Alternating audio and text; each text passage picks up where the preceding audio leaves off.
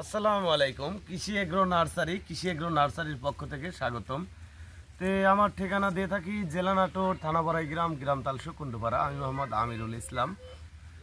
এগুলো দেখতে পাচ্ছেন বাড়ি টু লম্বা কালো যে পটলটা ডোরা কাটার মতো চিহ্ন, সেই পটলের এগুলো চারা। এই যে দেখতে পাচ্ছেন নার্সারিতে চারাগুলি দেখতে পাচ্ছেন, কি সুন্দর সতেজ চারা। কারণ ভালো জিনিসে ভালো ফল হবে, এটাই স্বাভাবিক। কারণ আমরা পটলের লতা থেকে চারা তৈরি করেছি, কারণ লতার চারাটা সবসময় ভালো হয়। আর পটলের যখন বিচি থেকে আপনারা চারা রোপণ করবেন, সেক্ষেত্রে চারাটা ভালো হবে না। এই জন্য ওই পটলটাতে ধরতে বহু সময় লাগে। আর আপনারা যদি লতা থেকে চারা তৈরি করেন, সেক্ষেত্রে পটলটা তাড়াতাড়ি আসে, গাছটা ভালো হবে এবং শিকড়টাও অনেক সতেজ হবে। সে কারণে পটলের মূলত লতা থেকে চারা তৈরি করতে হয়।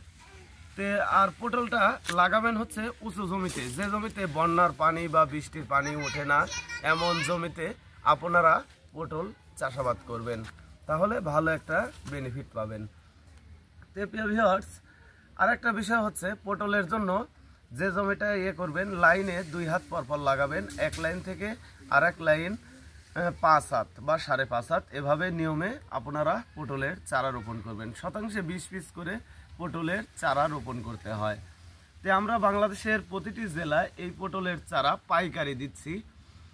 যে বেশি সংখ্যা নিলে আমরা কম রেটে পাইকারি দিচ্ছি। যারা 100 পিসের উপরে নেয়, তাদের জন্য 8 টাকা পিস হিসেবে চারা আমরা সেল দিচ্ছি। যারা 100 পিসের নিচে, তারে 10 টাকা করে খরচা পড়ে যাবে। ভিউয়ার্স, আপনারা যদি পটলের চারা সংরক্ষণ করতে চান, আমরা বাংলাদেশের প্রতিটি জেলায় যেখানে যেখানে সুন্দরবন কুরিয়ার অফিস আছে, ওই জায়গায় আমাদের এই পটলের চারাগুলি দিয়ে থাকি।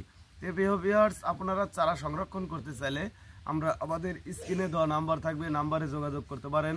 আমরা নিয়মিত বাংলাদেশের প্রতিটি জেলায় এই পটলের চারা সেল দিয়ে থাকি। ভালো থাকবেন, সুস্থ থাকবেন। আসসালামু আলাইকুম।